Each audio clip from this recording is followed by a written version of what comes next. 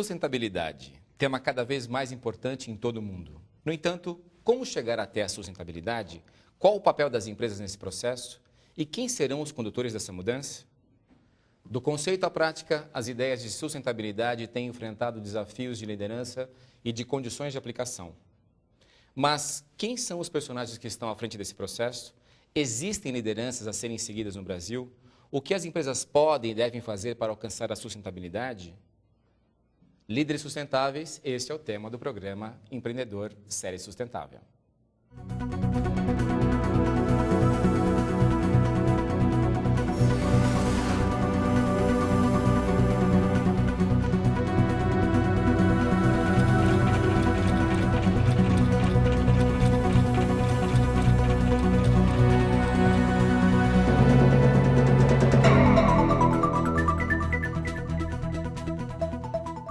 Para falar sobre líderes sustentáveis, convidamos Ricardo Voltolini, jornalista, especialista em comunicação e marketing institucional, diretor da empresa de consultoria Ideia Sustentável e MBA formado pela FIA-USP.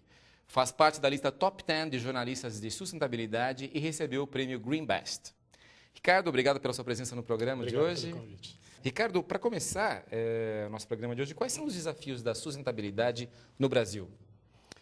Bom, um desafio importante e complexo, poderia resumir nele, para a reflexão de quem está nos ouvindo e vendo, é o desafio da sustentabilidade dentro do negócio das empresas. Como é que as empresas hoje estão olhando? Uma pergunta que eu normalmente costumo fazer a uma empresa, quando eu começo a trabalhar com sustentabilidade, é: o que você está fazendo hoje, empresa, para garantir o direito das gerações futuras ao que a gente chama de ecosserviços essenciais, né?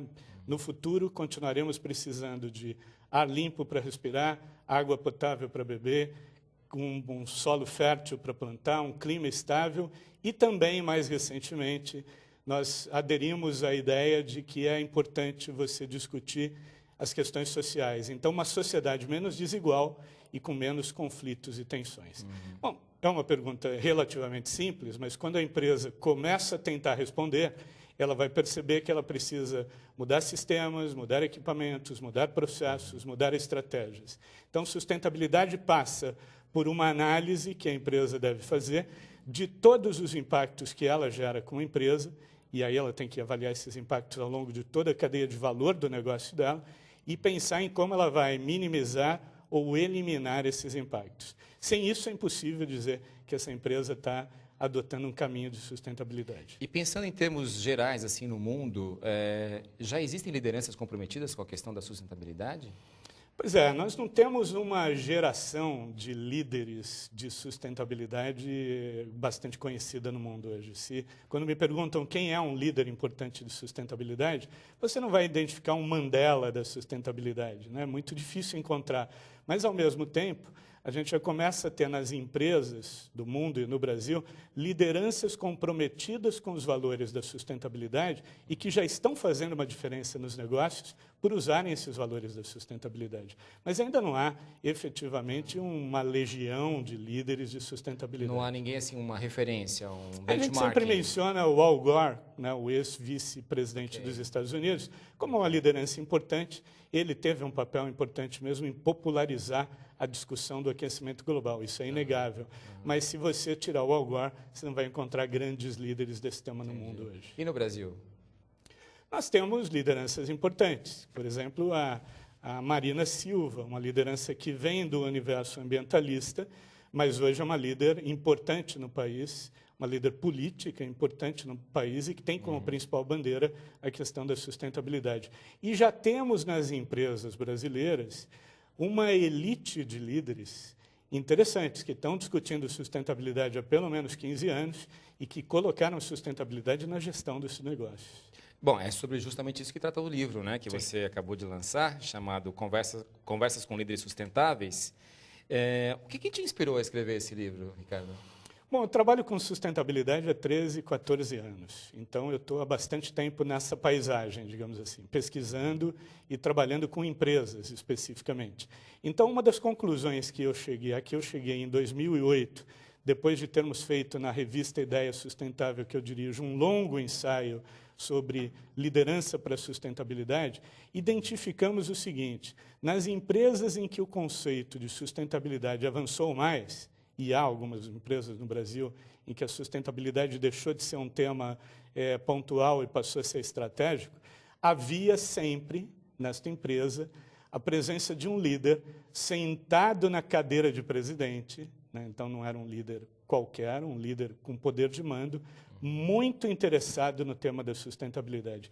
E aí muito interessado por diferentes formas. Porque alguém que aprendeu os valores da sustentabilidade na infância, alguém que passou a olhar os valores da sustentabilidade como valores importantes para a gestão do negócio, mas, sem dúvida, nesse estudo que fizemos, ficou muito claro que o líder era uma peça importante. Então, muito se discute se o tema tem que vir de baixo para cima ou de cima para baixo nas empresas. A gente observou, não por acaso, nas empresas em que o tema tinha avançado muito, um presidente era porta-voz desse tema. Então, o que nós fizemos? Eu tive a curiosidade de ir mais fundo nesse estudo e entrevistar os grandes presidentes brasileiros associados a este tema para ver como pensam, como agem, como tomam decisões, em que acreditam. Então, o livro nasceu desta provocação. E como é que você chegou a essa lista de nomes e prováveis candidatos a participar do livro? Alguns muito óbvios, né? Como é um tema ainda no Brasil muito novo, né? Nós estamos falando de 5, 6 anos de discussão de liderança em sustentabilidade, você não tem ainda uma legião de executivos brasileiros muito interessados no tema. Ainda é uma exceção, uma elite, né? Nesta elite, havia alguns presidentes já muito consagrados no tema.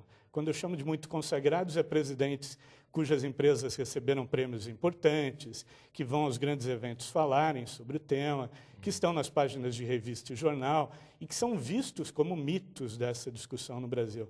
Casos específicos do Fábio Barbosa, do Banco Real, e do Guilherme Leal, da Natura, que são, invariavelmente, as figuras mais citadas quando se discute sustentabilidade empresarial.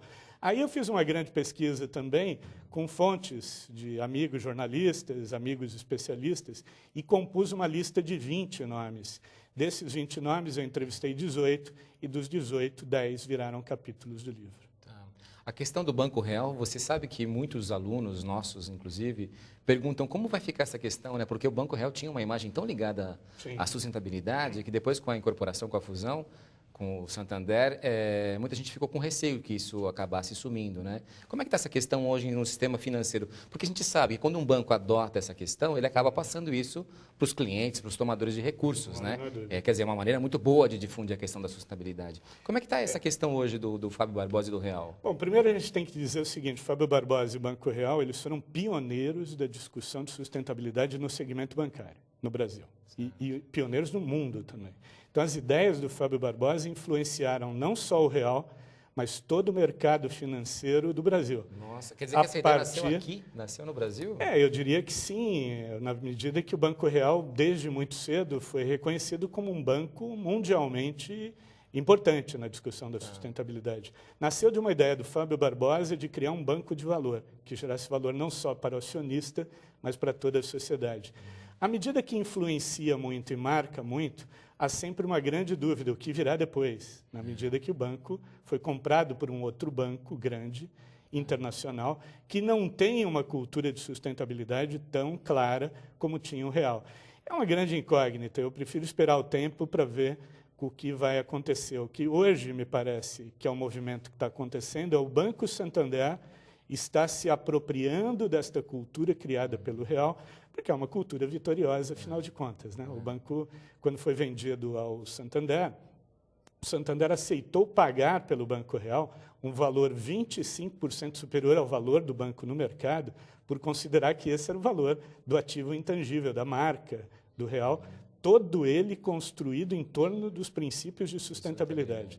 Então, você sabe que banco sempre olha para esses valores, então não abriria mão de um valor tão importante. Que bom, né? Se o banco percebe um valor como esse, é porque a sustentabilidade ela dá lucro, né? Ela remunera o acionista. Sim, né? sim, sem dúvida. Eu acho que essa foi talvez a grande experiência do Banco Real, né? Primeiro, mexer com um setor, que é o setor bancário, extremamente refratário a mudanças.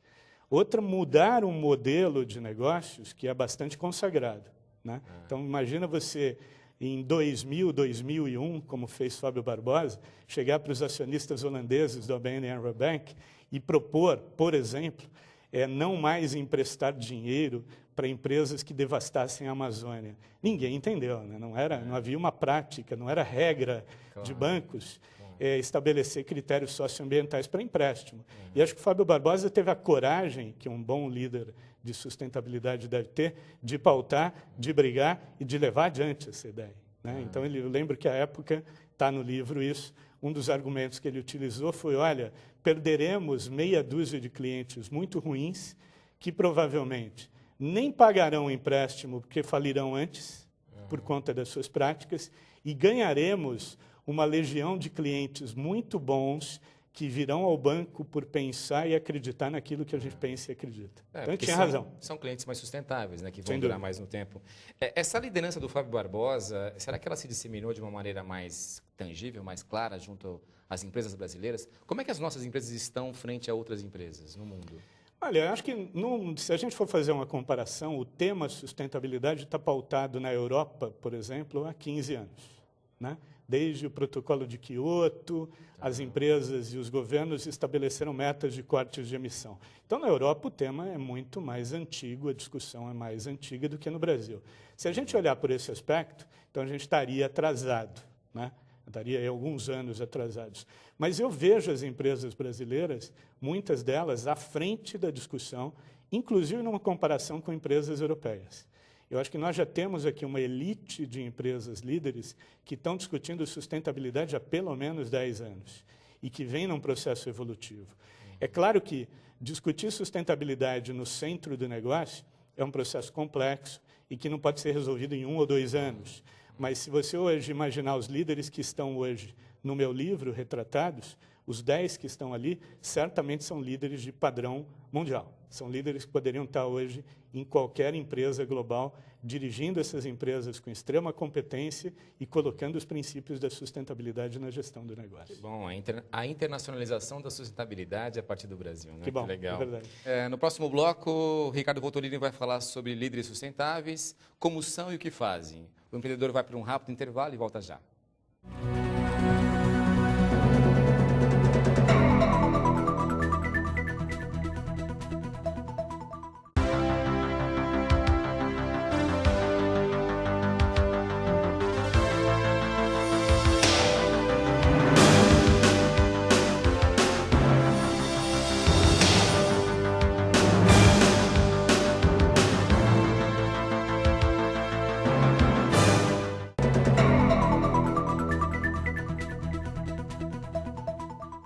Este é o programa Empreendedor e o convidado de hoje é Ricardo Voltolini.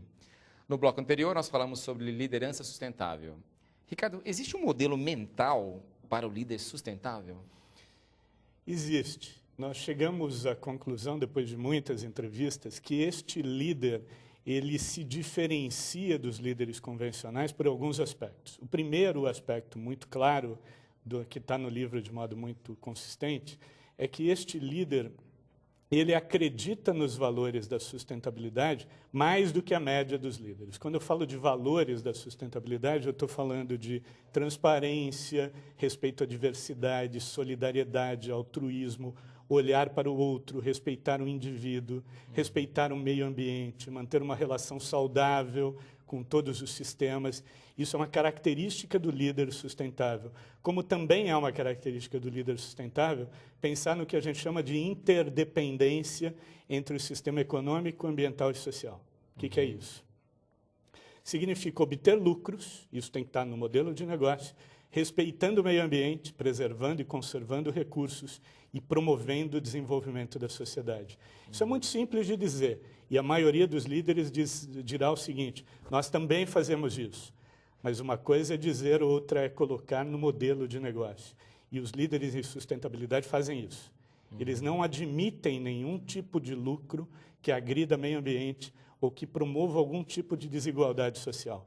É como se estivesse no sangue do indivíduo, estivesse no temperamento dele. Ele não acredita que seja possível fazer negócios de um jeito diferente. Agora, tem outras características importantes. Uma delas é coragem. Coragem para propor mudanças, que não são mudanças simples, que vão enfrentar enormes resistências de funcionários, clientes, comunidades, mercados, e de ter a resiliência de encarar vários nãos, que também é uma coisa muito típica do empreendedor, e não desistir diante desses nãos e levar adiante as suas ideias. Isso é uma característica ótima. Eles também são ótimos em colocar sustentabilidade na estratégia do negócio e são excelentes comunicadores de ideias e mobilizadores de pessoas. Eles estão sempre nos cargos de comando? Nem sempre, Nem né? sempre, nem sempre. E Aliás, onde é que eles estão? De onde nascem? Onde é que eles... eles Qual estão é nas o diferentes, criadouro? eles estão nas diferentes camadas da empresa. Uma experiência também muito rica no Banco Real, mas a Natura também fez, várias empresas fizeram. Na medida que você cria um ambiente propício à discussão da sustentabilidade, em que fica claro que naquela empresa o presidente, a diretoria, os principais executivos acham importante sustentabilidade, líderes interessados no tema nascem nas diferentes hierarquias da empresa, nas diferentes camadas, eles brotam. Né? Porque é um tema, assim, eu costumo dizer que só as pessoas mentalmente insanas acham ruim sustentabilidade. Se você é alguém mentalmente são, você vai achar aquilo importante. Colocar no negócio é um outro desafio. A tendência das pessoas é achar que no trabalho é no trabalho, na vida é na vida. Os líderes de negócio colocam a sustentabilidade no negócio. E aí surgem líderes das mais diferentes idades, dos mais diferentes cargos. O Banco Real teve uma experiência muito interessante, que foi o surgimento desses líderes acabou gerando para o mercado uma legião de líderes de sustentabilidade que hoje estão espalhados nas empresas brasileiras. Estão em várias empresas que foram formados ali, porque havia um ambiente propício para isso. A cultura, né? A cultura favorece. Né? Biologia já sim, explica isso, sim, né? A cultura favorece. A cultura ajuda muito. Sem dúvida. O que é, Ricardo? A plataforma de liderança sustentável é tratada pelo seu livro, inclusive, né? O que vem a ser isso? Plataforma de liderança sustentável. Quando eu estava no final da produção do livro, eu tive um insight, conversando com algumas pessoas, de que eu tinha um material muito bom na mão. E mais do que um material bom, eu tinha uma responsabilidade, como um especialista no tema, e há tantos anos trabalhando na área, de levar, de mobilizar esses líderes para que, além do livro, que é uma forma, ler é uma coisa, ou ouvir e ver é outra, eu queria que esses líderes participassem de um movimento que professasse a ideia de que liderança é importante. E que as suas histórias, este é o objetivo do livro, fossem inspiradoras para jovens líderes que estão ou entrando agora na gestão das empresas, ou começando já, né, como líderes em negócios. E aí eu entendia que, além do livro, seria muito importante que eu gravasse o depoimento desses líderes e levasse esses líderes para conversar com líderes no Brasil inteiro. Então, a plataforma estabeleceu 5 encontros regionais. A ideia é reunir líderes locais que vão trocar ideias com esses líderes inspiradores, ouvir as suas histórias, contar as suas histórias. A partir daí, desenvolver isso nas suas comunidades, nas suas empresas. Desenvolver nas suas empresas, nas suas comunidades. A gente tem um portal, né, que é um portal onde tem muito estudo, muita pesquisa. Qual que é o portal? www.ideiassustentável.com.br/líderes. Então, entrou nesse portal, qualquer pessoa interessada no tema vai ter acesso aos 10 videodepoimentos gravados dos presidentes, contando as suas histórias, e também vai ter acesso a estudos, pesquisas sobre o tema da liderança em sustentabilidade. O Brasil hoje enfrenta um dilema, né? Quer dizer, não só o Brasil, mas nós estamos vivendo aqui uma questão enorme, um desafio enorme, que é passar da economia dita marrom para a economia verde, né? Sim. Como é que nós estamos enfrentando esse desafio? Estamos indo bem? Eu acho que a gente está no início dessa trajetória. Eu acho que nós temos que ter, talvez por isso, por estarmos muito no início da trajetória, a gente consegue olhar e ver ainda muito mais a economia marrom, como você classifica, né? Então, apesar da gente ouvir nas empresas um mantra, que é quase como o mantra do triple bottom line, cuja tradução seria o resultado triplo, né? O econômico, social e ambiental, isso está muito longe de ser praticado ainda no Brasil. A gente trata muito disso em sala de aula, o triple bottom line. Né? Está muito longe de ser praticado. É muito fácil de falar, mas quando você olha para as empresas, a maioria ainda se mede, se avalia, se parametriza pelos resultados econômicos. Né? Então, ela está, na verdade, trazendo os resultados sociais e ambientais para uma discussão, mas ainda o foco é o econômico. Então, eu diria que a gente está no início de um processo de transição que vai levar alguns bons anos, eu calculo aí que umas 3, 4 décadas, para ele se concretizar, porque ele implica em mudanças muito profundas no próprio conceito da economia clássica, que define a lógica das empresas hoje. Mas daí a importância dos líderes sustentáveis, né? Sem dúvida, os líderes aceleram esse processo. Tomara que seja mais rápido que essas 4 décadas. É isso que a gente vê. Né? Mas quando você olha para uma empresa que produz cosmético, é relativamente mais simples você mudar este modelo de negócio do que mudar o modelo de negócios da Petrobras, que explora petróleo. Então, se enquanto o mundo precisar de petróleo e você tiver reservas para 30, 40 anos, petróleo continuará tendo força, haja vista a discussão do pré-sal aqui no Brasil, que gera sempre um grande interesse. Né? Eu até diria que a questão do petróleo, como ela está muito exposta na mídia e tal, eles recebem muita pressão ainda. E os outros setores, como alumínio, como aço, quer dizer, alguns setores que estão ali escondidos na cadeia, que imagina se eles estão próximos da situação de economia verde. Né? Então, e aí você vê no livro, nós temos eu procurei ter o cuidado de ter líderes de empresas de segmentos muito diferentes, para não ficar tudo muito igual. Tem um líder importante da Alcoa, que é uma empresa que explora bauxita, que fabrica alumínio. Eles estão fazendo uma experiência em Juruti do Pará de construção da primeira planta efetivamente sustentável. Para você ter uma ideia, agora eles começaram muito recentemente a explorar bauxita, mas eles entraram lá 5 anos atrás e começaram a construir uma proposta de atuação muito interessante, que foi defendida em torno de indicadores de desenvolvimento socioeconômico para a região, investimento na infraestrutura local, educação, gerenciamento de recursos, porque uma empresa como essa, quando vai para uma região pequena, muda toda a realidade daquela região. Então, até como gerenciar os recursos que vão vir a partir daquela empresa, da produção daquela empresa, a empresa tomou o cuidado.